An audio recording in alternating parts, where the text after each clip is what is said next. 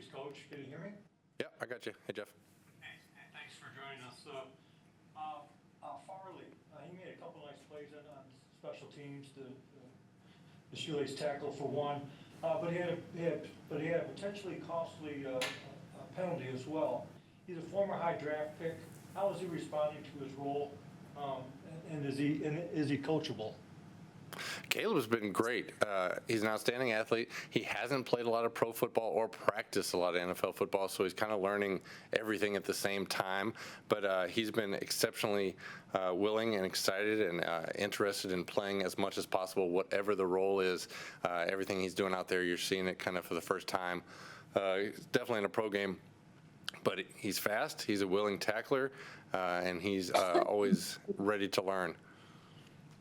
Now, after he got released earlier this year, before he joined the Panthers, he went back to his high school to coach kids. I spoke with him about it. He said it was like a reset for him. Can you see that in him? Is he a future coach? Is he a good teacher? You know, as far as a reset, I didn't know him beforehand. He was such a high draft pick and draft rating that I didn't evaluate him much as a special teams player coming out. Now, he's into the meetings, he's into helping, and he really likes being part of the community, so I can see him matching in all those ways. All right, thanks, Coach. Sure. All right, let's go to Mike and then Alex. Hey, Alex, I got to handle one thing. You can skip me. Okay, what's up, Tracy? Hey, Alex. Pressure's on. I wanted to ask you about Raheem Blackshear.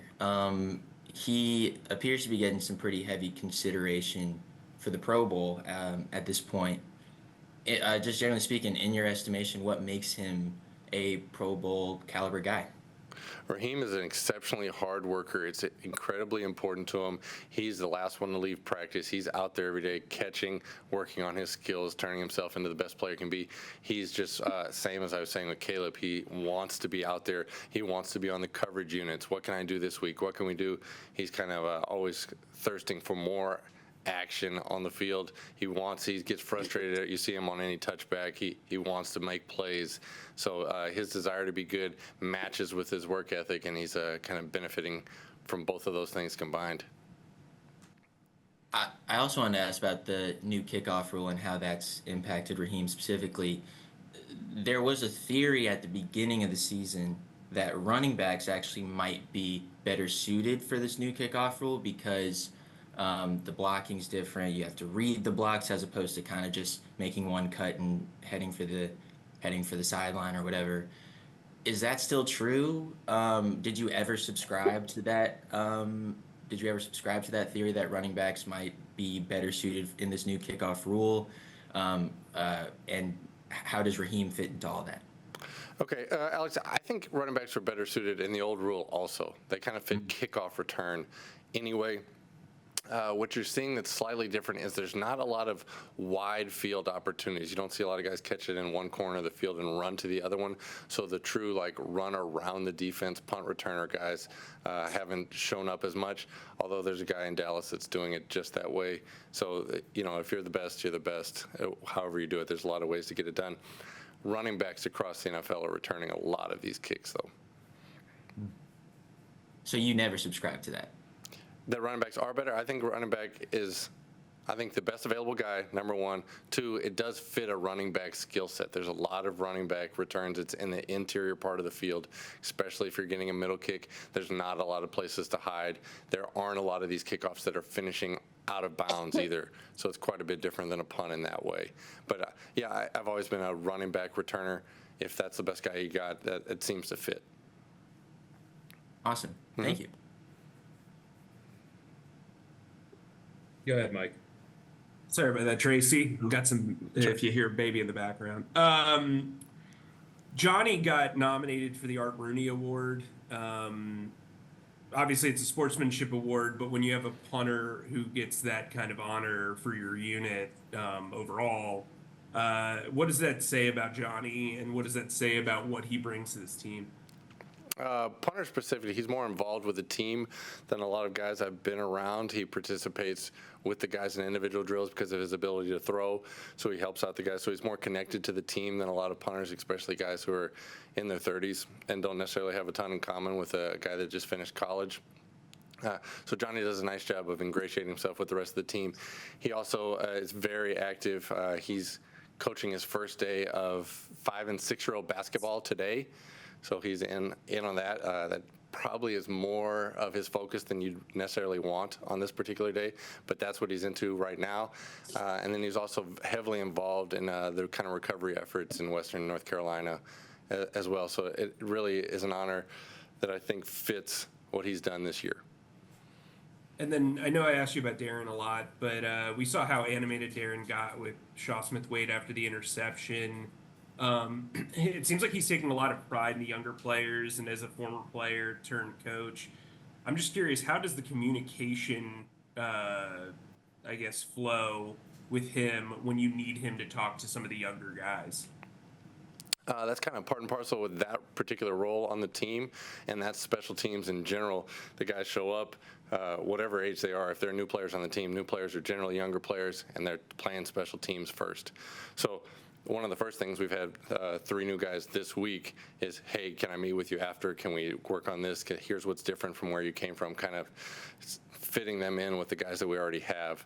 So a younger player and special teams goes hand in hand. So you'll see that that's a connection that gets made no matter where you are. Thanks. Sure. All right, let's go to Joe Purston. Tracy, good morning. Hope you're well. Hey, Joe, thanks. I had a question. We talked to Sam yesterday, and he expressed contrition for his post-game deal.